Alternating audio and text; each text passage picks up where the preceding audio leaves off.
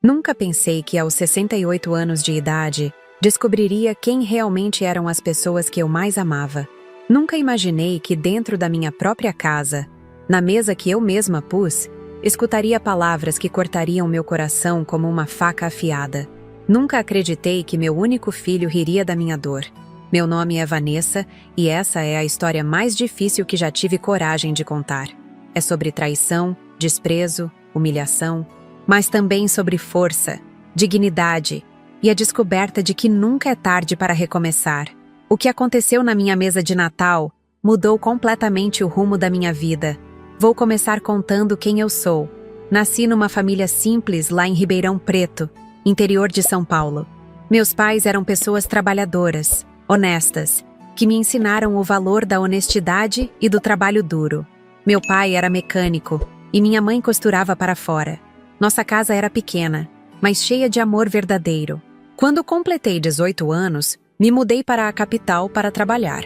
Consegui um emprego numa loja de roupas no centro da cidade. Era vendedora.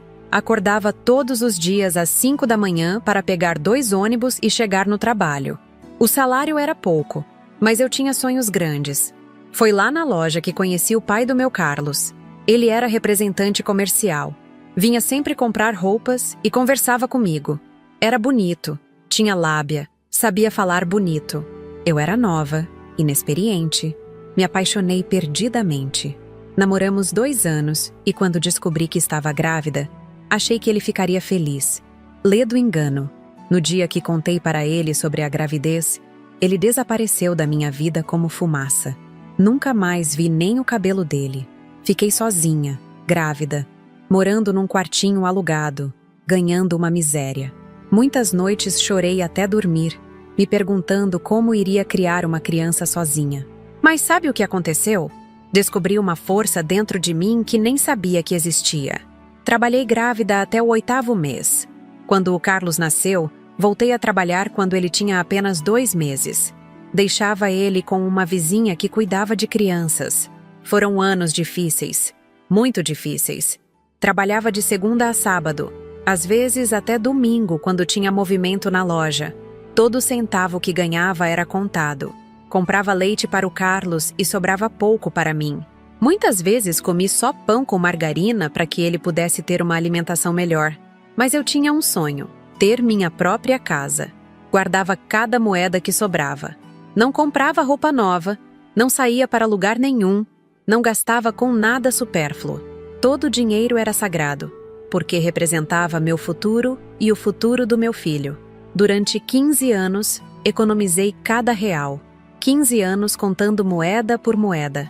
15 anos negando a mim mesma pequenos prazeres para realizar um sonho maior. E consegui.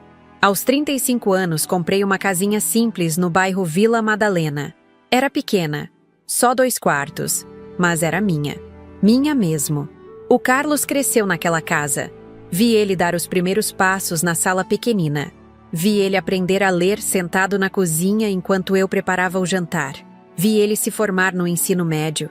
Chorei de emoção quando passou no vestibular para administração. Sempre fui mãe e pai ao mesmo tempo. Quando ele ficava doente, eu falava no trabalho e cuidava dele. Quando tinha reunião na escola, eu trocava horário com alguma colega para poder ir. Quando ele precisava de alguma coisa para os estudos, eu dava um jeito de conseguir, mesmo que isso significasse comer feijão e arroz por uma semana. Nunca me casei de novo.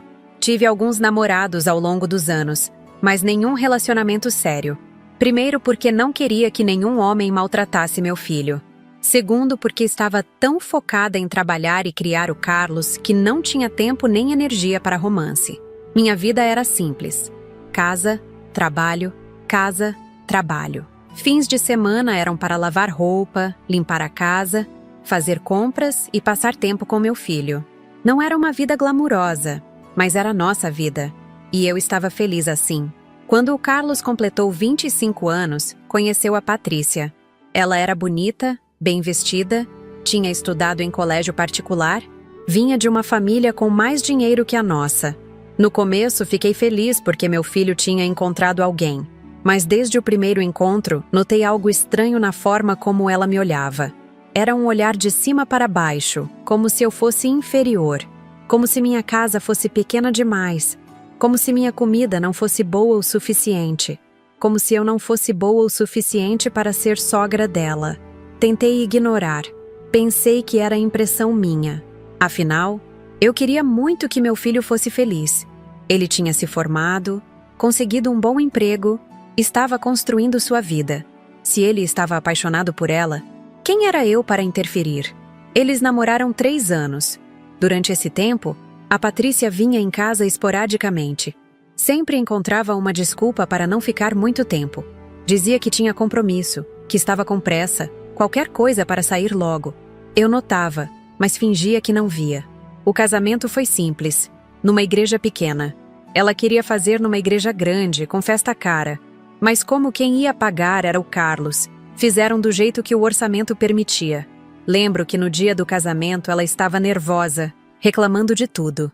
Reclamou da igreja, reclamou do buffet, reclamou até do vestido que ela mesma tinha escolhido. Depois que casaram, eles foram morar num apartamento alugado.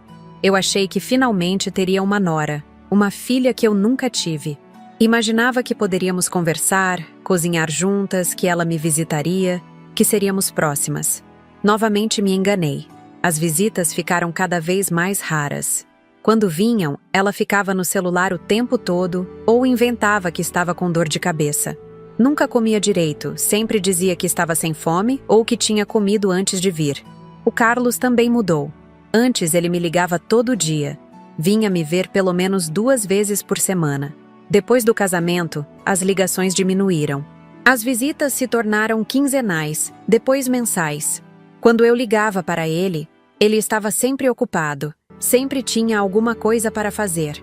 Eu entendia. Achava que era normal. Ele tinha esposa agora, tinha responsabilidades de homem casado. Não podia mais ser o filho que dependia da mãe. Aceitei a nova realidade, mesmo sentindo um vazio enorme no peito. Os meses passaram e eu percebi que estava ficando sozinha. Minhas amigas do trabalho tinham se afastado depois que me aposentei. Os vizinhos eram cordiais, mas não tínhamos proximidade. Minha única família era meu filho e sua esposa, que cada vez se distanciavam mais de mim. Foi então que começou minha rotina solitária.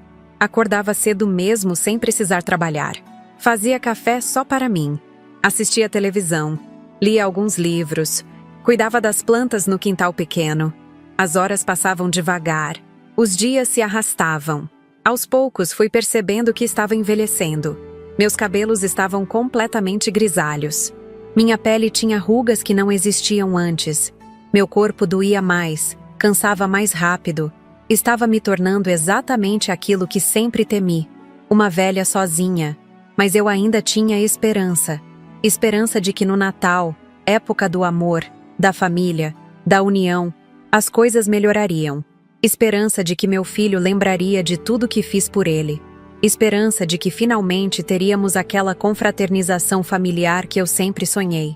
Por isso resolvi caprichar naquele Natal como nunca tinha caprichado antes. Queria que fosse perfeito. Queria mostrar para a Patrícia que eu sabia receber bem, que eu sabia cozinhar gostoso, que eu era uma boa pessoa e uma boa sogra. Comecei os preparativos uma semana antes. Limpei a casa inteira, desde o teto até o chão. Lavei cortinas, encerou móveis, lustrei cada detalhe. A casa pequena brilhava como um espelho. Fui ao mercado e gastei mais do que costumava gastar. Comprei os melhores ingredientes: peru grande, tender suculento, frutas frescas para a ceia. Não pousei dinheiro. Queria que fosse uma noite inesquecível. Passei 3 dias cozinhando. Fiz farofa especial com castanhas e uvas passas. Preparei salada de batatas como minha mãe me ensinou. Assei o peru com temperos secretos que aprendi ao longo dos anos. Fiz sobremesas caseiras, pudim, pavê, torta de maçã. A mesa foi arrumada com tanto carinho que parecia mesa de restaurante. Coloquei a toalha mais bonita que tinha. Acendi velas perfumadas, arrumei flores do meu quintal num vaso antigo. Cada detalhe foi pensado com amor. No dia 24 de dezembro, me arrumei como para uma festa. Escolhi meu vestido mais bonito. Fiz o cabelo no salão. Até passei um batom que estava guardado há anos. Queria estar bonita para receber minha família. Quando o telefone tocou e o Carlos disse que estavam chegando, Meu coração disparou de felicidade. Finalmente teria minha família reunida. Finalmente seria uma avó feliz numa mesa de Natal cheia de amor. Olhei pela janela e vi eles descendo do carro. O Carlos estava bonito, elegante. A Patrícia estava bem arrumada, com roupa cara, cabelo perfeito. Respirei fundo e fui abrir a porta com o sorriso mais largo que consegui. Eles entraram e eu ofereci bebida. Mostrei como a casa estava bonita, comentei sobre os pratos que tinha preparado. Senti um friozinho no ar, mas tentei ignorar. Talvez fosse nervosismo de todos nós. Quando finalmente nos sentamos à mesa, eu estava tremendo de emoção. Era tudo o que eu sempre quis. Ter minha família reunida, numa mesa farta, numa casa aconchegante. Olhei para aqueles pratos que tinha preparado com tanto amor e me senti orgulhosa. Foi quando comecei a servir os pratos que percebi o olhar da Patrícia. Era um olhar diferente de todos os outros. Era um olhar de nojo, de desprezo, de repugnância. Como se a comida que eu tinha feito fosse lixo. Como se eu fosse lixo. E foi nesse exato momento que minha vida mudou para sempre. Porque o que ela disse depois de eu servir aqueles pratos feitos com tanto amor, destroçaria meu coração de uma forma que eu nunca imaginei ser possível. Agora me contem aí nos comentários. Vocês são de que cidade? Quero conhecer cada um que está assistindo. E se vocês ainda não se inscreveram no canal, Vovó Lembrou. Cliquem no sininho, porque o que vem pela frente vai mexer com o coração de vocês. Porque depois daquele momento, nada mais seria como antes. Naquela manhã gelada de 24 de dezembro, acordei às 5 horas mesmo sem despertador. Meu corpo já tinha se acostumado a levantar cedo, depois de tantos anos trabalhando. Mas dessa vez era diferente. Não era obrigação, era ansiedade pura. Uma mistura de nervosismo e expectativa que fazia meu estômago dar voltas. Fui direto para a cozinha, verificar se estava tudo perfeito. O peru estava descansando na geladeira desde a véspera, temperado com uma mistura de ervas que aprendi com uma colega italiana do trabalho. Ela me ensinou que o segredo era deixar os temperos penetrarem na carne por pelo menos 24 horas. Vanessa, ela sempre dizia, comida feita com pressa nunca fica gostosa. Coloquei a chaleira no fogo e preparei meu café enquanto mentalmente organizava tudo o que ainda precisava fazer. O tender já estava pronto, a farofa temperada, as sobremesas descansando na geladeira. Mas ainda faltavam os detalhes finais. Decorar a mesa, arranjar as flores, aquecer os pratos, preparar as bebidas. Sentei na cadeira da cozinha com minha xícara de café quente e olhei pela janela. O céu ainda estava escuro, mas já dava para ver os primeiros sinais do amanhecer. As ruas estavam vazias, silenciosas. Era como se o mundo inteiro ainda dormisse, me deixando sozinha com meus pensamentos e preparativos. Peguei o caderninho onde tinha anotado tudo o que precisava fazer. Era um hábito antigo, da época que trabalhava na loja. Sempre fiz listas para não esquecer nada importante. Na primeira página estava escrito: Natal com Carlos e Patrícia, lista de tarefas. Embaixo, 17 itens numerados à mão. Item 1. Acordar às 5. Feito. Item 2. Verificar o peru. Feito. Item 3. Preparar as bebidas. Fui até a despensa e peguei a garrafa de vinho tinto que estava guardando há 6 meses para uma ocasião especial. Também separei refrigerantes, suco de laranja natural que tinha feito na véspera, e água gelada. Às 6:30 comecei a arrumar a mesa. Tirei do armário a toalha branca bordada que minha mãe tinha me dado quando me mudei para São Paulo. Era uma das poucas lembranças físicas que tinha dela. Durante todos esses anos, só usava essa toalha em ocasiões muito especiais. Natal definitivamente era uma delas. Estendi a toalha sobre a mesa da sala e alicei cada dobra com cuidado. O tecido estava impecável, sem nenhuma mancha ou rasgão. Guardava ela com tanto zelo que parecia nova depois de 40 anos. Os pratos eram simples, brancos, mas estavam brilhando. Tinha lavado e polido cada um na véspera. Os talheres eram os mesmos que comprei quando me mudei para a casa, mas estavam conservados, sem nenhum risco. Coloquei tudo nos lugares corretos. lembrando das aulas de etiqueta que assisti na televisão anos atrás. No centro da mesa, coloquei o vaso com flores do meu quintal. Tinha rosas vermelhas, algumas margaridas brancas e folhagens verdes que davam um toque especial. Não eram flores caras de floricultura, mas eram minhas, cultivadas com carinho durante meses. As velas foram o toque final. Comprei 3 velas grandes, cor de marfim, com perfume suave de baunilha. Posicionei elas estrategicamente para criar uma iluminação aconchegante sem atrapalhar a conversa. Quando acendi para testar, a sala inteira ganhou um ar romântico, acolhedor. Às 8 da manhã, liguei o forno e coloquei o peru para assar. Tinha calculado exatamente 4 horas de cozimento para que ficasse no ponto perfeito quando eles chegassem. O cheiro começou a se espalhar pela casa. Aquele aroma inconfundível de Natal que sempre me trazia boas lembranças. Enquanto o peru assava, comecei a preparar as guarnições. A salada de maionese foi feita com batatas cozidas na medida certa, ovos frescos, cenouras cortadas em cubinhos pequenos, ervilhas e milho. O molho de maionese era caseiro, feito com limão espremido na hora. A farofa levou linguiça calabresa picada bem miudinha, cebola dourada, alho, cheiro verde e as castanhas do Pará que tinha comprado especialmente para essa receita. Misturei tudo aos poucos, provando a cada etapa para ajustar o tempero. Quando ficou pronta, o sabor estava perfeito. O tempo passava devagar, mas eu estava ocupada demais para me preocupar. Cada tarefa executada me deixava mais confiante de que tudo daria certo. Era como montar um quebra-cabeças gigante, onde cada peça tinha que encaixar perfeitamente. Às 10 horas, parei para tomar um banho rápido. Não podia receber visita suada e desarrumada. Escolhi um sabonete perfumado que tinha ganhado no Dia das Mães e um shampoo que deixava os cabelos com brilho especial. Voltei para a cozinha de roupão e pantufa para continuar os preparativos. O cheiro do peru estava cada vez mais forte e apetitoso. Abri a porta do forno para verificar, e a carne estava dourada, crestadinha na medida certa. Mais 1 hora e estaria perfeita. Comecei então a preparar as sobremesas finais. O pudim de leite condensado já estava pronto desde a véspera, mas faltava fazer a calda de caramelo que seria colocada por cima na hora de servir.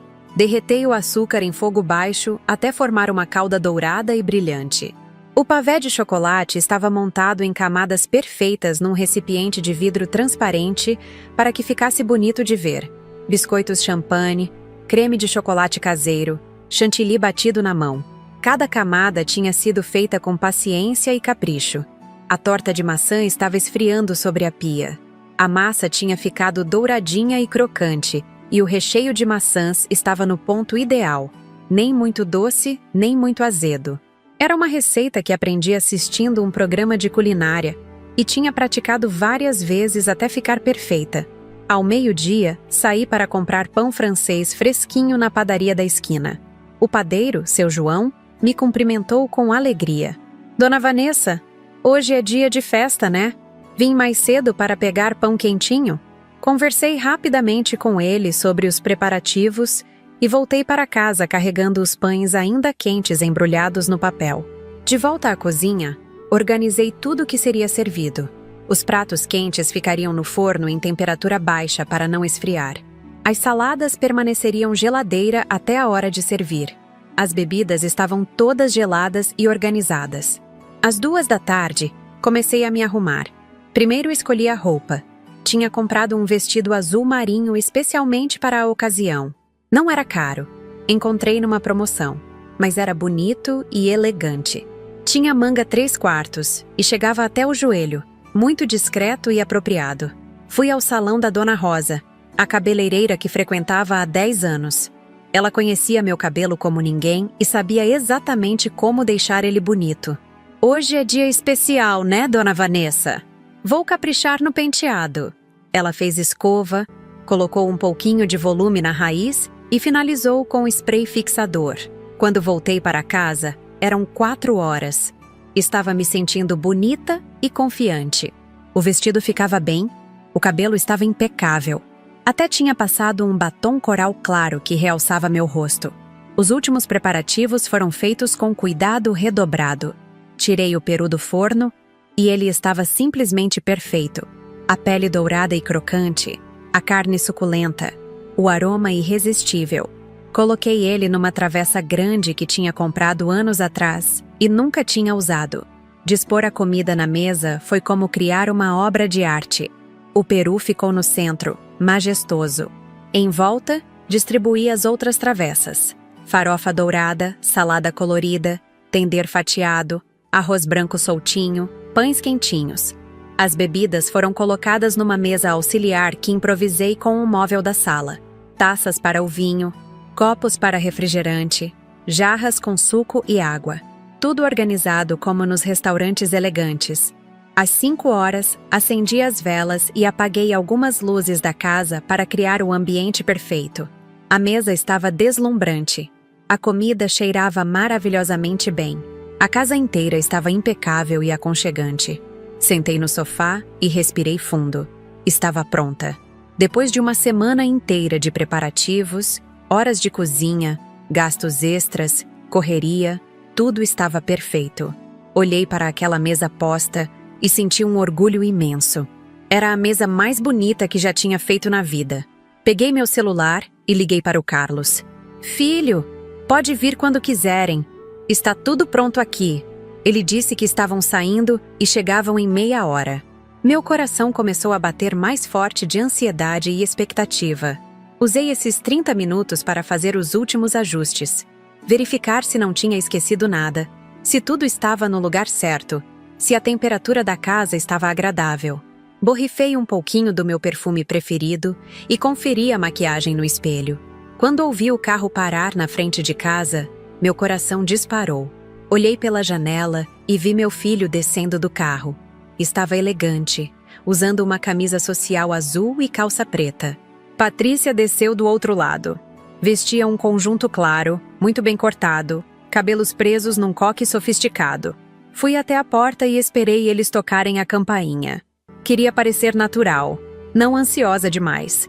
Quando o som da campainha ecoou pela casa, respirei fundo e abri a porta com o maior sorriso que consegui. "Oi, meu filho, que bom que chegaram."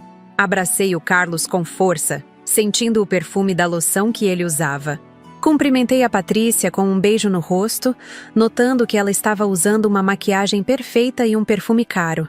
Eles entraram e imediatamente elogiaram como a casa estava bonita. "Nossa, mãe, você caprichou mesmo!" disse o Carlos olhando em volta. Patrícia apenas sorriu educadamente, mas eu notei que seus olhos examinavam cada detalhe da decoração. Ofereci bebidas e eles aceitaram vinho tinto. Servi em taças que tinha emprestado da vizinha, já que as minhas eram simples demais para a ocasião. Conversamos sobre amenidades, o trânsito, o trabalho do Carlos, os planos para as férias. Mas eu estava ansiosa para mostrar a mesa. Queria ver a reação deles quando vissem toda aquela fartura preparada com tanto amor. "Que tal se formos jantar? Está tudo prontinho", sugeri depois de alguns minutos. Quando entramos na sala de jantar, vi o Carlos arregalar os olhos. "Mãe, isso aqui está incrível! Olha essa mesa!" Ele parecia genuinamente impressionado. Patrícia também olhou, mas sua expressão era mais contida, mais analítica. Puxei a cadeira para ela sentar, como uma boa anfitriã. Indiquei a cabeceira da mesa para o Carlos. Eu me sentei na outra ponta, de onde podia ver os dois e servir com facilidade. Comecei a explicar cada prato, contando como tinha preparado, quais ingredientes especiais tinha usado, quanto tempo levou para ficar pronto.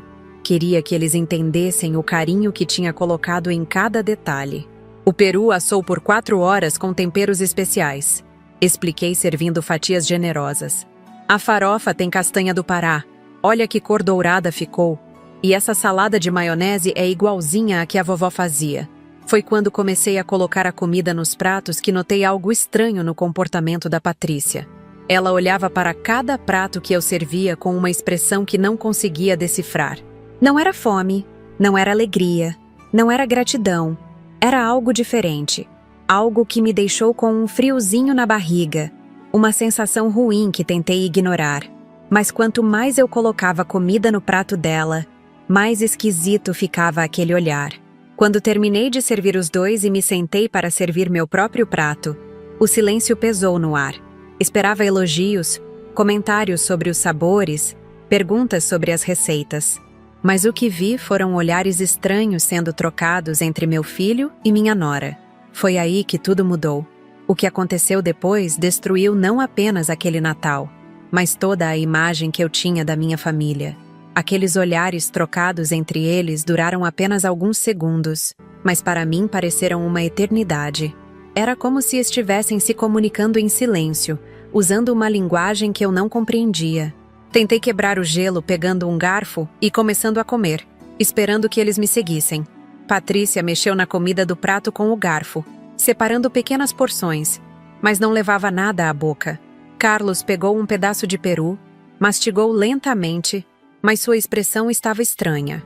Não era a expressão de alguém saboreando uma comida gostosa. Era a expressão de alguém cumprindo uma obrigação. E então, como está o tempero? Perguntei tentando soar casual, mas minha voz saiu um pouco trêmula. Precisava ouvir alguma confirmação de que tinha acertado, de que os esforços tinham valido a pena.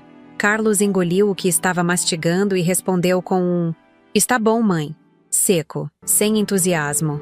Não era o tipo de resposta que esperava depois de horas preparando cada detalhe com tanto carinho. Patrícia continuava mexendo na comida sem comer. Experimentou uma garfada da salada de maionese, fez uma careta quase imperceptível e largou o garfo. Meu estômago se apertou, mas tentei manter a compostura. "Patrícia, você não está com fome?" Perguntei, genuinamente preocupada. Talvez ela não estivesse se sentindo bem. Talvez tivesse comido algo antes de vir. Ela me olhou diretamente nos olhos pela primeira vez desde que sentamos à mesa. Naquele olhar havia algo que me gelou por dentro. Era frieza misturada com algo que parecia desprezo? "Estou sim, Dona Vanessa", respondeu, mas sua voz não condizia com suas palavras. Havia uma dureza ali, uma falsidade que cortou meu coração como uma lâmina. Tentei me concentrar na minha própria comida, mas estava difícil engolir qualquer coisa. A atmosfera na mesa tinha mudado completamente. O que deveria ser um momento de alegria e união familiar se transformara numa situação constrangedora e tensa. Carlos comia mecanicamente, evitando meu olhar. Patrícia continuava fingindo que comia, cortando a carne em pedacinhos minúsculos que empurrava pelo prato sem levar à boca. Eu me esforçava para manter uma conversa, fazendo perguntas sobre o trabalho, sobre os planos para o próximo ano, sobre qualquer coisa que pudesse dissolver aquele clima pesado. "Carlos, conte para sua mãe sobre a promoção que você pode conseguir", disse, tentando incluir Patrícia na conversa e talvez fazê-la se animar. Meu filho respondeu de forma monossilábica, claramente desconfortável. Senti que havia algo acontecendo ali que eu não conseguia entender. Era como se eles tivessem combinado algo antes de chegar, como se houvesse um roteiro que eu desconhecia. Foi então que Patrícia pegou uma garfada do tender, mastigou devagar e, sem nenhum aviso, fez uma expressão de absoluto desgosto. Não tentou disfarçar, não tentou ser educada. Simplesmente cuspiu a comida no guardanapo. Meu rosto ficou vermelho de vergonha. "Desculpa, Patrícia. Talvez o tempero ficou forte demais? Posso trazer outra coisa para você?" Ofereci, já me levantando da cadeira. "Não precisa, Dona Vanessa", ela disse, mas havia um tom na voz dela que nunca tinha ouvido antes. Um tom de impaciência, irritação. Sentei novamente, completamente desconcertada. Olhei para o Carlos, esperando que ele dissesse alguma coisa, que amenizasse a situação, que defendesse sua mãe. Mas ele apenas continuou comendo, fingindo que não tinha visto nada. O silêncio voltou a pairar sobre a mesa. Eu não sabia mais o que fazer, o que dizer. Toda a confiança que tinha sentido horas antes havia evaporado. Comecei a questionar se realmente tinha errado no tempero, se a comida estava ruim, se tinha falhado como anfitriã. Tentei mais uma vez. Que tal experimentarem a farofa? Ficou bem douradinha com castanhas. Minha voz soava desesperada, mesmo tentando manter o tom normal. Patrícia pegou uma pequena quantidade na colher e colocou na boca. Dessa vez nem tentou engolir. Pegou o guardanapo e cuspiu tudo, fazendo uma cara de nojo absoluto. Patrícia, o que houve? Você está passando mal? Perguntei, realmente preocupada agora. Pensei que talvez ela estivesse doente, que algum problema de saúde estivesse afetando seu paladar. Ela me olhou com uma expressão que jamais esquecerei. Era um olhar carregado de desprezo, de superioridade, de impaciência. Como se eu fosse uma criança irritante fazendo perguntas bobas. Não estou passando mal, Dona Vanessa, disse ela, e sua voz tinha ganhado um tom completamente diferente. Não era mais a voz educada da nora respeitosa. Era a voz de alguém que estava perdendo a paciência. Meu coração começou a bater mais forte. Algo muito ruim estava para acontecer. Eu podia sentir no ar. Era como se uma tempestade estivesse se formando bem ali na minha mesa de Natal. Carlos também deve ter sentido, porque finalmente levantou os olhos do prato e olhou para a esposa. Mas não era um olhar de repreensão. Era um olhar de cumplicidade? Como se ele soubesse o que estava vindo. Talvez vocês prefiram pedir uma pizza? Sugeri, numa tentativa desesperada de salvar a situação. Ou posso fazer uns sanduíches rápidos. Foi aí que aconteceu. Patrícia largou o garfo no prato com força, fazendo um barulho que ecoou pela sala inteira. Olhou diretamente para mim e, com uma voz alta e clara, falou as palavras que destruíram minha alma. Essa velha só faz comida ruim. Não sei como aguento comer isso aqui todos os dias. O mundo parou. Literalmente parou. Era como se o tempo tivesse congelado naquele momento. As palavras ecoaram na sala, ricocheteando pelas paredes, entrando pelos meus ouvidos e perfurando meu coração como balas. Velha. Ela tinha me chamado de velha. Não de Dona Vanessa. Não de sogra. Não pelo meu nome. Velha. Como se eu fosse um estorvo. Uma coisa desprezível. Um fardo que ela tinha que carregar. Comida ruim. Toda aquela semana de preparativos, todas aquelas horas na cozinha, todo aquele carinho, todo aquele amor depositado em cada prato, tudo jogado no lixo com 2 palavras. Comida ruim. Todos os dias. Foi aí que entendi. Ela não estava falando apenas sobre aquele Natal. Estava falando sobre todas as outras vezes que tinha vindo à minha casa. Todas as refeições que preparei para ela.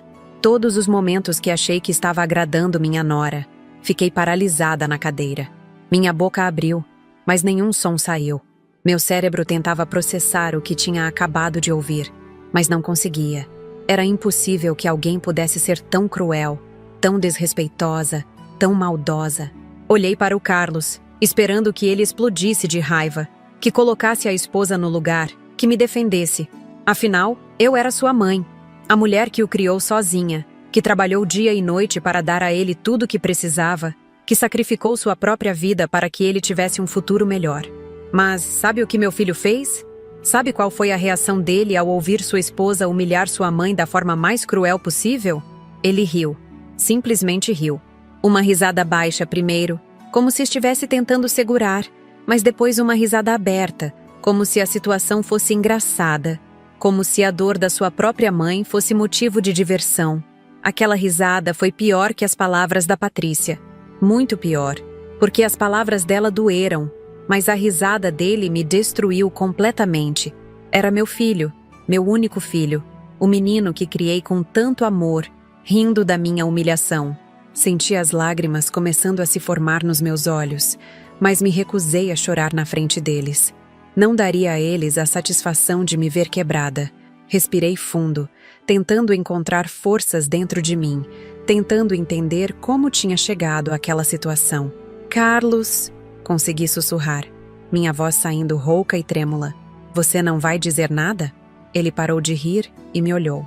Por um breve momento, vi algo parecido com arrependimento passando pelos seus olhos, mas durou apenas segundos.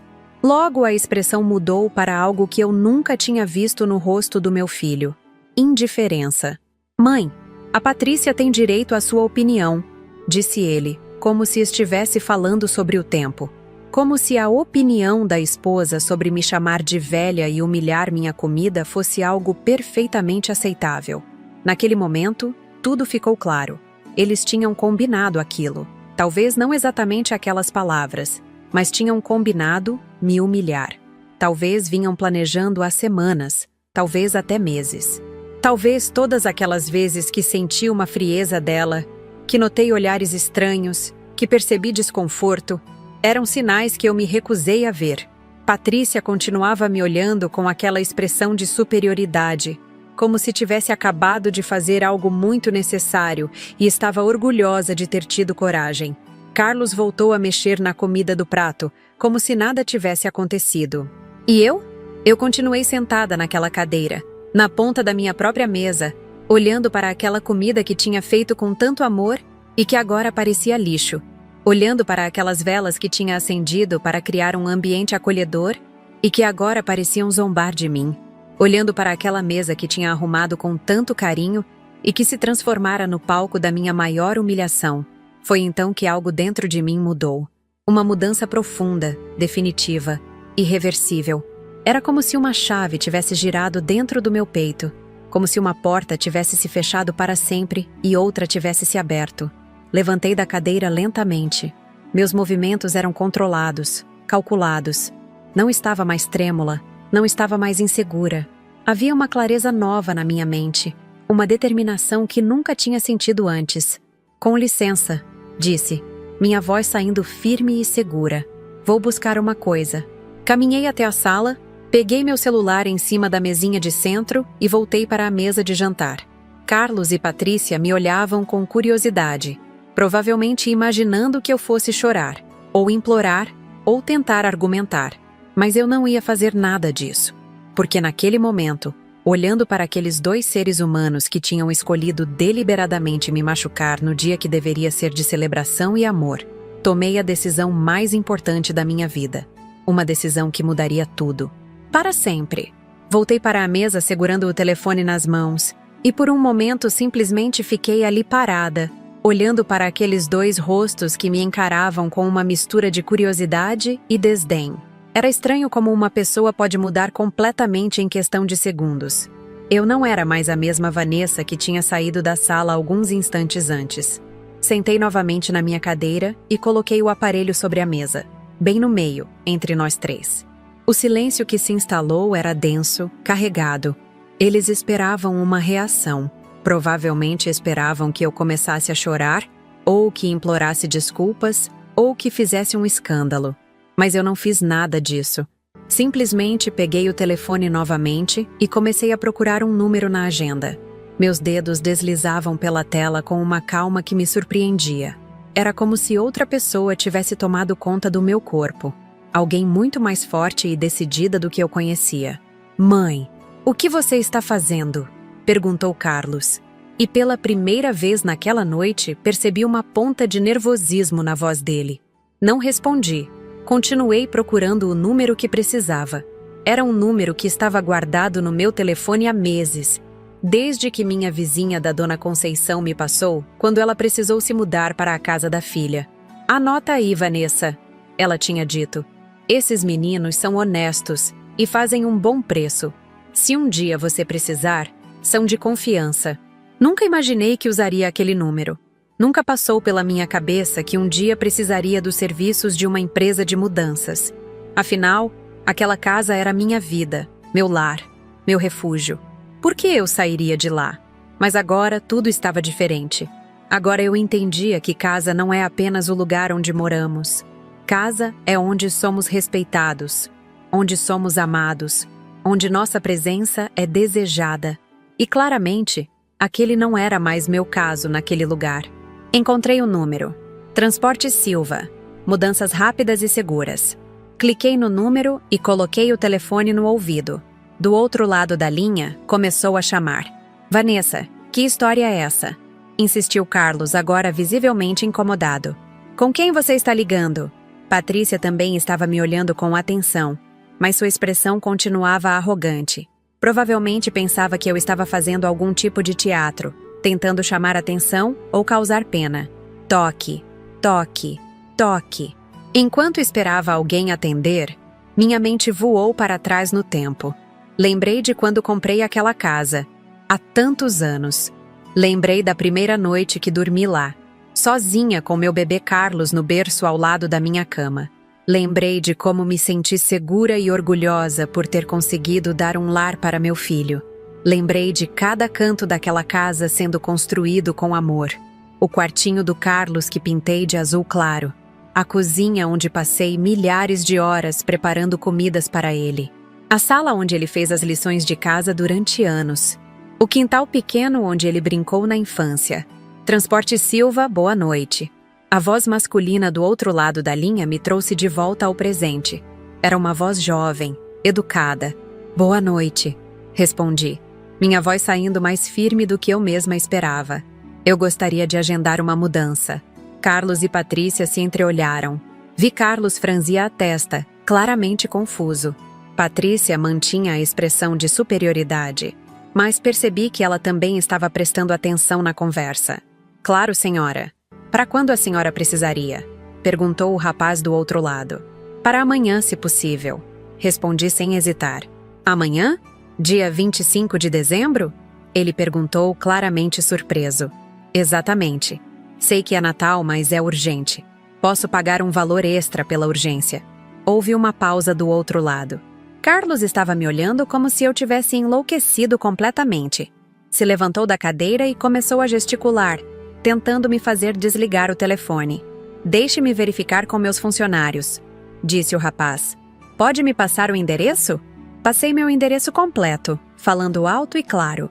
Carlos tentou pegar o telefone da minha mão, mas eu me afastei e levantei da cadeira, continuando a conversa enquanto caminhava pela sala. Quantos móveis seriam, mais ou menos?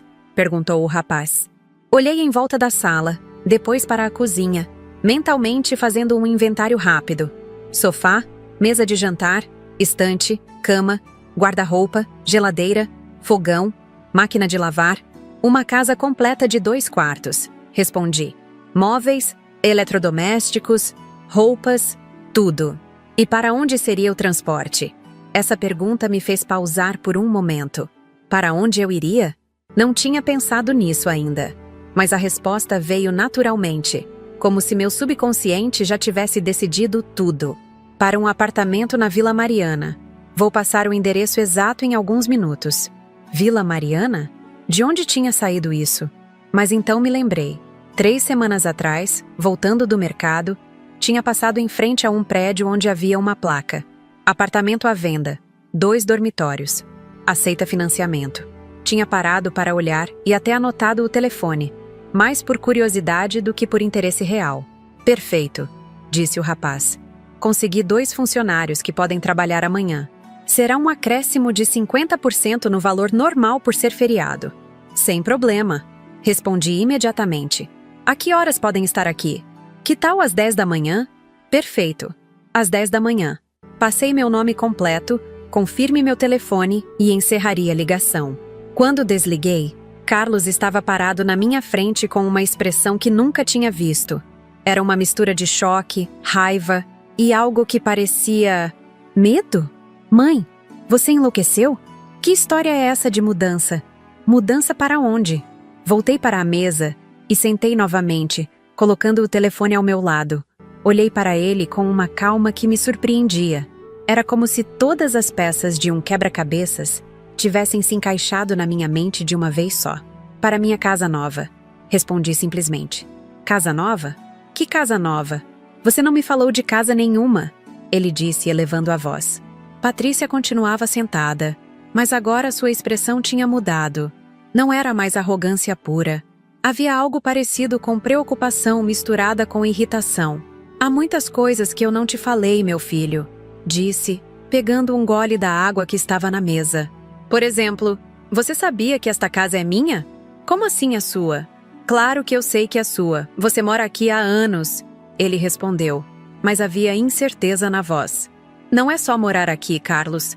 Esta casa está no meu nome. Sempre esteve. Eu comprei com meu dinheiro, está registrada no meu CPF. Eu pago o IPTU, eu pago as contas. Esta casa é minha propriedade. Vi o rosto dele empalidecer. Aparentemente, isso era uma informação nova para ele. Que interessante.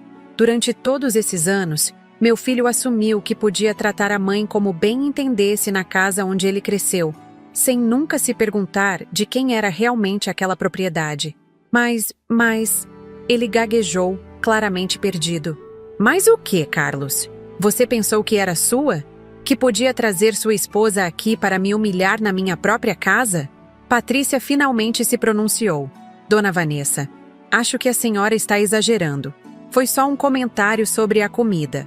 Virei para ela com um olhar que a fez parar de falar no meio da frase. Era impressionante como eu me sentia diferente. Mais forte, mais determinada, mais dona de mim mesma. Patrícia, você me chamou de velha. Na minha mesa, comendo minha comida, depois que eu passei uma semana preparando tudo com carinho. E você, Carlos? Virei para meu filho. Achou engraçado. Riu da sua própria mãe sendo humilhada. Mãe, eu não... Ele tentou se explicar. Você riu, Carlos. Eu vi, eu ouvi. Não tente negar agora. O silêncio voltou a dominar a sala. Eles pareciam estar processando a situação, tentando entender aonde eu queria chegar. Peguei o telefone novamente e comecei a discar outro número. Era o número que tinha anotado semanas atrás, do apartamento na Vila Mariana. Com quem você está ligando agora? Perguntou Carlos com a voz tensa. Com o corretor do meu apartamento novo. Respondi, ouvindo o telefone chamar. Apartamento novo? Mãe, que loucura é essa? Como você vai comprar um apartamento novo? A ligação foi atendida. Boa noite, aqui é João Carlos, corretor. Boa noite, João Carlos. Meu nome é Vanessa. Liguei sobre o apartamento à venda na Rua Augusta com a Rua Domingos de Moraes. Ainda está disponível? Oi, dona Vanessa. Sim, ainda está disponível. A senhora tem interesse? Tenho sim. Gostaria de ver ainda hoje, se possível. Sei que é tarde e que amanhã é Natal, mas posso pagar pelos transtornos. Carlos estava me olhando como se eu fosse uma estranha, como se a mulher que ele conheceu a vida inteira tivesse desaparecido e uma pessoa completamente diferente tivesse tomado seu lugar. Hoje? Nossa, a senhora tem pressa mesmo. Deixe-me ver. Posso estar lá em 1 hora. Serve? Perfeito, em 1 hora. Encerraria a segunda ligação e olhei para os dois. Carlos estava visivelmente nervoso agora. Patrícia parecia ter perdido um pouco da arrogância inicial. Mãe, de onde você vai tirar dinheiro para comprar um apartamento? Perguntou Carlos. Foi aí que resolvi contar a verdade que tinha guardado por tantos anos. A verdade que nem meu próprio filho conhecia.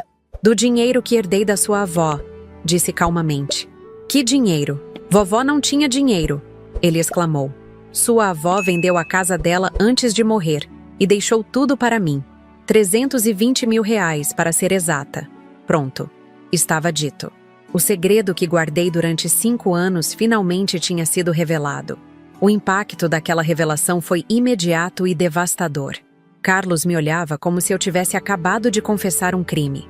Sua boca estava aberta, os olhos arregalados, a tez completamente pálida. Patrícia, por sua vez, parecia estar calculando mentalmente, processando não apenas o valor que eu tinha revelado, mas todas as implicações daquela informação. 320 mil reais? Repetiu Carlos, a voz saindo num fio. Há 5 anos? E você nunca me contou?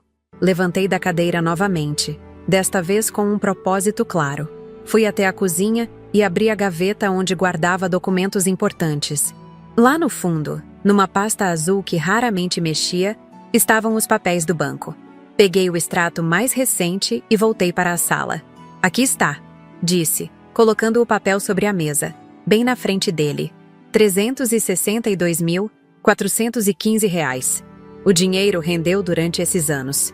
Carlos pegou o papel com mãos trêmulas e leu cada linha, cada número, como se não conseguisse acreditar no que estava vendo. Patrícia se inclinou para ler por cima do ombro dele e, pela primeira vez desde que chegaram, vi uma expressão de genuína surpresa no rosto dela. Mãe, por que você escondeu isso de mim? Perguntou Carlos, e havia mágoa real na voz dele.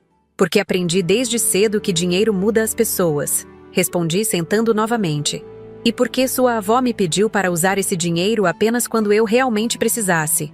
E você acha que precisa agora? Perguntou Patrícia. Mas sua voz tinha perdido completamente a arrogância anterior. Agora havia um tom quase respeitoso? Preciso sim, respondi olhando diretamente para ela. Preciso de uma casa onde eu seja respeitada, onde ninguém me chame de velha.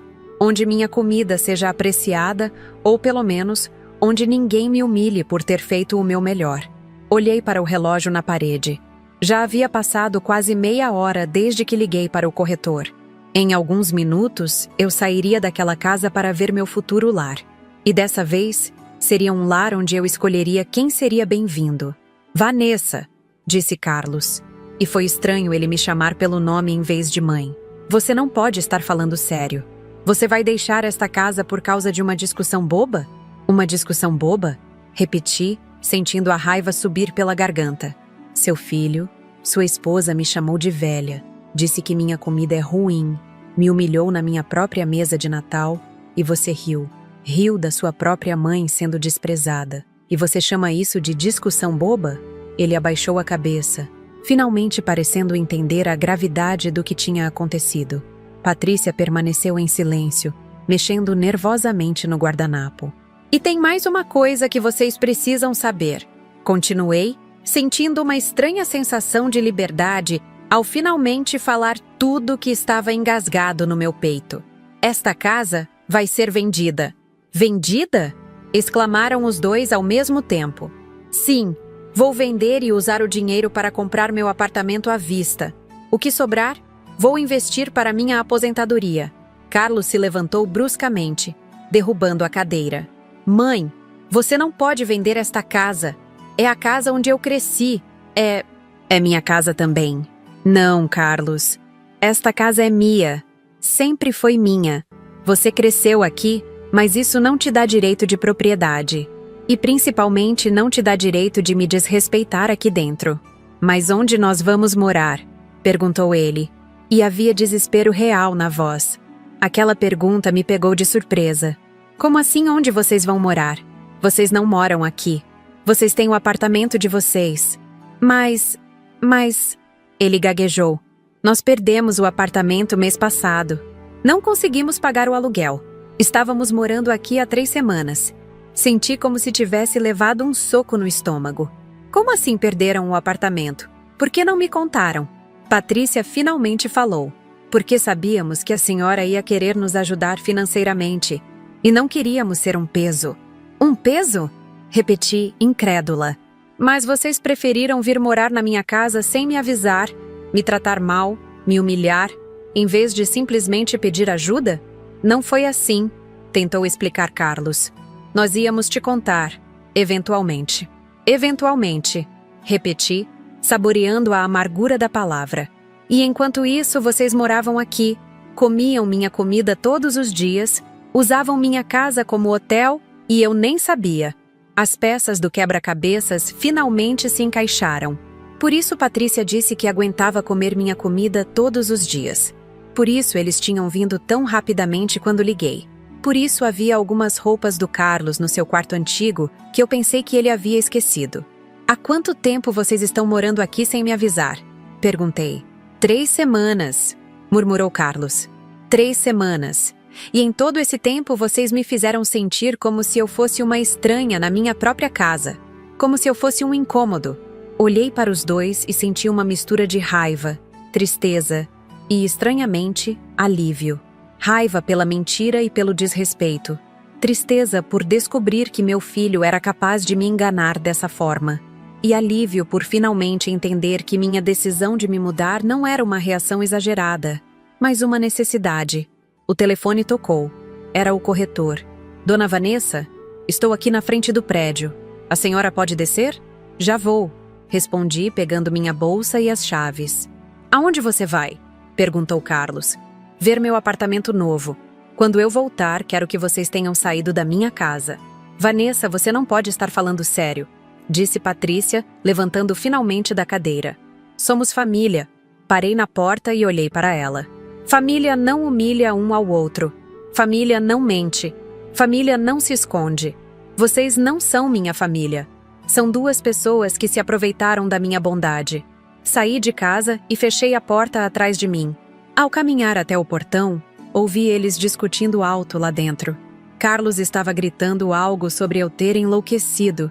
Patrícia estava falando sobre onde eles iriam dormir naquela noite. Não era mais problema meu. O corretor era um homem jovem, simpático, que me tratou com gentileza e respeito. O apartamento era perfeito. 2 quartos, sala ampla, cozinha moderna, uma sacadinha com vista para uma pracinha arborizada. Era novo, limpo, em um andar alto. "Quanto está pedindo?" Perguntei, já sabendo que queria aquele lugar. 280 mil à vista. Ele respondeu. "Aceito", disse imediatamente.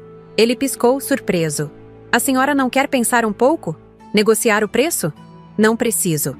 Quero este apartamento. Podemos fechar negócio amanhã mesmo?" Em 2 horas, tínhamos acertado todos os detalhes.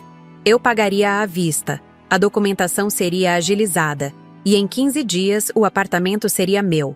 O corretor me deu as chaves para eu poder mostrar para a empresa de mudanças no dia seguinte. Quando voltei para casa, era quase meia-noite. A casa estava em silêncio. Carlos e Patrícia tinham ido embora, levando apenas algumas roupas numa mala. Na mesa da cozinha, havia um bilhete. "Mãe, quando você sair dessa loucura, me liga. Sempre vou te amar. Carlos." Amassou o bilhete e jogou no lixo. Amor que permite humilhação não é amor. É conveniência. No dia seguinte, pontualmente às 10 da manhã, a empresa de mudanças chegou. 2 rapazes educados e eficientes que embalaram toda a minha vida em caixas e carregaram para o caminhão. Em 4 horas, minha casa estava vazia. Antes de sair, fiz uma última volta pelos cômodos vazios. Não senti tristeza, como imaginava que sentiria. Senti gratidão. Aquela casa me abrigou durante os anos difíceis. Me deu segurança quando precisei criar meu filho sozinha. Mas agora era a hora de uma nova fase. Tranquei a porta e coloquei a placa "Vende-se" no portão. 3 meses depois, a casa estava vendida. Com o dinheiro da venda mais minha herança, comprei meu apartamento à vista. E ainda sobrou uma quantia boa para investir. Minha nova vida começou exatamente como eu queria. Independente, digna e em paz. Carlos tentou me ligar algumas vezes durante os primeiros meses. Nunca atendi. Patrícia chegou a aparecer no meu prédio uma vez, mas o porteiro não a deixou subir. Mandou um recado dizendo que queria conversar, que tinha coisas importantes para me falar. Mandei dizer que não tinha interesse. Hoje, 1 ano depois, moro no meu apartamento lindo. Tenho uma rotina tranquila, fiz amizade com vizinhas maravilhosas e aprendi algo fundamental. Nunca é tarde para recomeçar. Nunca é tarde para escolher a dignidade em vez da conveniência. Às vezes me pergunto se fui muito dura, se deveria ter dado uma segunda chance. Mas então, lembro da risada do Carlos quando sua esposa me humilhou e entendo que fiz a escolha certa. Algumas feridas não cicatrizam e algumas pessoas não merecem o perdão. Hoje vivo para mim, cuido de mim, respeito a mim mesma. E descobri que essa é a melhor forma de honrar os sacrifícios que fiz durante todos esses anos. Não cozinhando para quem não valoriza, não servindo quem não agradece, não amando quem não corresponde. E foi assim, pessoal, que aos 68 anos descobri que nunca é tarde para recomeçar. Nunca é tarde para escolher a dignidade. Nunca é tarde para dizer não ao desrespeito, mesmo quando vem das pessoas que mais amamos. Quando comecei a contar essa história aqui no canal Vovó Lembrou, muita gente me perguntou se eu não me arrependo da decisão que tomei naquele Natal, se eu não sinto falta do meu filho, se não penso em perdoar, se não acho que fui radical demais. A resposta é sempre a mesma: não me arrependo nem um pouco. Sabe por quê? Porque aprendi uma lição que deveria ter aprendido muito antes. Aprendi que amor que aceita a humilhação não é amor, é dependência emocional. Aprendi que família que não nos respeita não é família. É só gente que compartilha nosso sangue. Aprendi que generosidade sem reciprocidade não é virtude.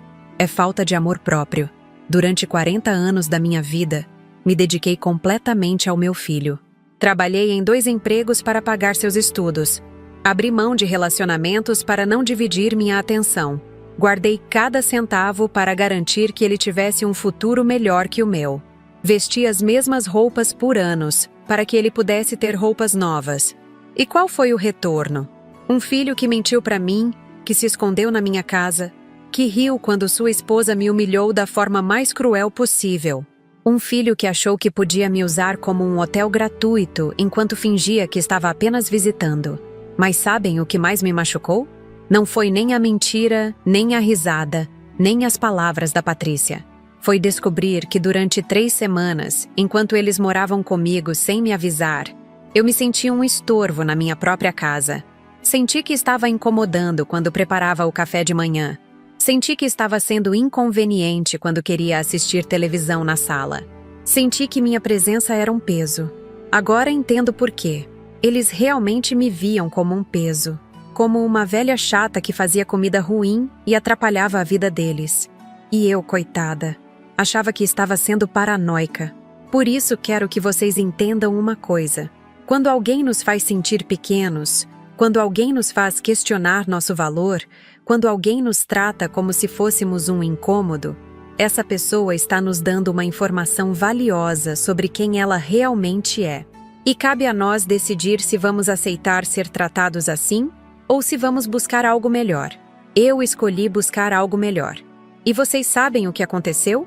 Minha vida melhorou 100%. 100% mesmo. Hoje acordo todos os dias no meu apartamento lindo. Faço meu café da manhã em paz. Leio meu livro na sacadinha, olhando para a pracinha.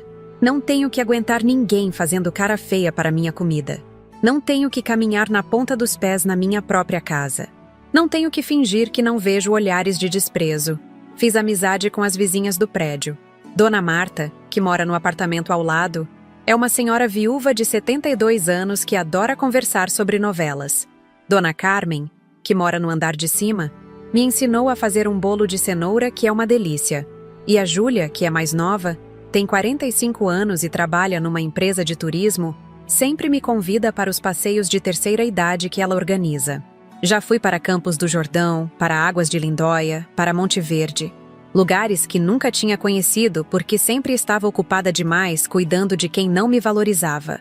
Agora cuido de mim, valorizo a mim mesma e descobri que a vida pode ser muito boa quando paramos de aceitar migalhas de afeto.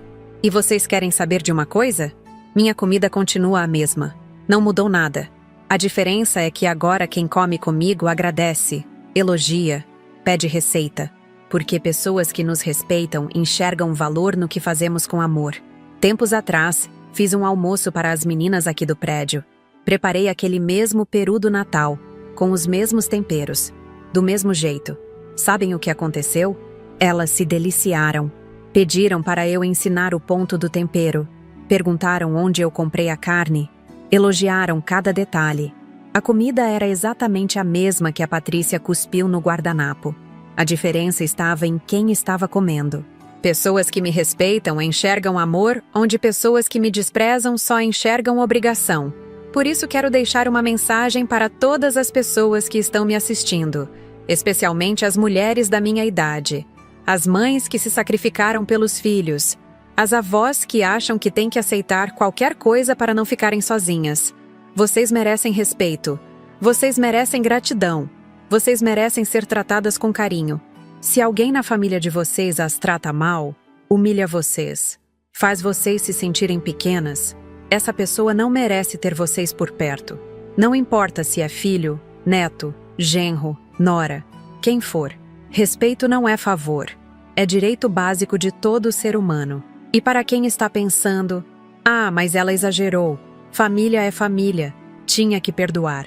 Eu respondo, família verdadeira não faz o que o meu filho fez comigo. Família verdadeira não ri da nossa dor. Família verdadeira não mente para nós. Família verdadeira não nos usa. O que eu tinha era um parasita emocional que se aproveitava da minha bondade e retribuía com desprezo. E parasitas a gente tira da nossa vida, não alimenta. Agora quero pedir uma coisa importante para vocês. Se esta história tocou o coração de vocês de alguma forma, se vocês chegaram até aqui, por favor, se inscrevam no canal Vovó Lembrou. Cliquem no sininho para receber todas as notificações dos novos vídeos. Porque eu tenho muitas outras histórias para contar. Histórias de outras pessoas que também passaram por situações difíceis e encontraram forças para recomeçar. E principalmente, comentem aí embaixo. Eu leio todos os comentários, respondo o máximo que consigo. Quero saber se vocês já passaram por algo parecido. Quero saber se conhecem alguém que passou por uma situação assim. Quero saber o que vocês fariam no meu lugar. Comentem também se vocês são de que cidade, de que estado. Adoro saber de onde vêm as pessoas que assistem os vídeos. Me contem se vocês têm filhos, netos, se moram sozinhas, se já enfrentaram alguma decepção familiar. Eu leio tudo com muito carinho. E não esqueçam de deixar o joinha no vídeo. O like é muito importante para o canal crescer, para que mais pessoas possam ver essas histórias e se sentir menos sozinhas nas suas próprias lutas. Quando vocês curtem o vídeo, o algoritmo do YouTube mostra para mais gente, e assim conseguimos formar uma comunidade cada vez maior. Olhem também os outros vídeos aqui do canal. Temos histórias de superação, histórias de mulheres que descobriram a força que tinham, histórias de pessoas que mudaram de vida depois dos 60, 70 anos, todas verdadeiras, todas tocantes, todas com mensagens importantes. E tem uma coisa que gostaria de pedir para vocês. Se puderem, nos ajudem com o Valeu Demais. É uma forma de doação que ajuda muito a custear a produção destes vídeos. Gravação, edição, equipamentos, tudo isso tem um custo. E fazer vídeo todo dia não é barato. Quando vocês contribuem com o Valeu Demais, vocês estão ajudando a manter este canal funcionando, trazendo histórias novas todos os dias, mantendo esta comunidade viva e ativa. Qualquer valor ajuda, desde R$1 até o quanto vocês puderem e quiserem contribuir. Isso nos permite investir em melhor equipamento de gravação, em melhor edição, em mais tempo dedicado a pesquisar e preparar histórias que realmente façam diferença na vida de vocês. É um trabalho que fazemos com muito amor, mas que tem custos reais. Então, se esta história ajudou vocês de alguma forma, se fez vocês refletirem sobre suas próprias vidas, se deu força para tomarem alguma decisão difícil, considerem contribuir com o Valeu Demais. Isso ajudaria muito o nosso trabalho e nos permitiria continuar trazendo conteúdo de qualidade todos os dias. Quero deixar claro que não é obrigatório, não é condição para assistir os vídeos. É apenas uma forma de quem pode e quer ajudar a manter este projeto funcionando. Valorizamos cada pessoa que assiste, comente ou não, contribua ou não. O importante é que vocês estão aqui, fazendo parte desta comunidade. E sabem o que mais me emociona nos comentários dos vídeos? É quando vocês contam que as histórias deram coragem para vocês mudarem alguma coisa na vida de vocês. Quando uma mãe conta que parou de aceitar desrespeito do filho. Quando uma avó conta que decidiu priorizar a própria felicidade. Quando uma senhora conta que teve coragem de sair de um relacionamento ruim. Isso é o que faz todo este trabalho valer a pena. Saber que minha história, por mais dolorosa que tenha sido, pode ajudar outras pessoas a encontrarem sua própria força, porque todas nós temos essa força dentro de nós. Às vezes, só precisamos ver outra pessoa usando a dela para descobrir que também podemos. Então comentem bastante, gente.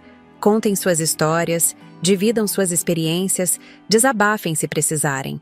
Aqui é um espaço seguro, onde todas as mulheres são respeitadas e valorizadas. Onde a idade é sinônimo de sabedoria, não de inutilidade. Onde experiência de vida é tesouro, não peso. E para finalizar, quero deixar uma reflexão. Na vida, chegamos a um ponto onde temos que escolher entre ser amados ou ser respeitados. Eu escolhi ser respeitada. E descobri que quando nos respeitamos, atraímos pessoas que também nos respeitam. Quando aceitamos migalhas, é só migalhas que recebemos. Hoje, aos 69 anos, posso dizer que estou vivendo a melhor fase da minha vida. Livre, independente, dignificada, cercada de pessoas que me valorizam pelo que sou, não pelo que posso fazer por elas. E se uma velha teimosa como eu conseguiu recomeçar, vocês também conseguem. Independente da idade, independente da situação, sempre há tempo para escolher a dignidade. Muito obrigada por terem assistido até o final. Muito obrigada pelos comentários carinhosos que sempre recebo. Muito obrigada por fazerem parte da família Vovó Lembrou. E lembrem-se, inscrevam-se no canal, ativem o sininho, curtam o vídeo, comentem bastante e, se puderem, contribuam com o Valeu Demais. Nos vemos no próximo vídeo com mais uma história emocionante. Até lá, cuidem-se muito e lembrem-se, vocês merecem todo o respeito do mundo.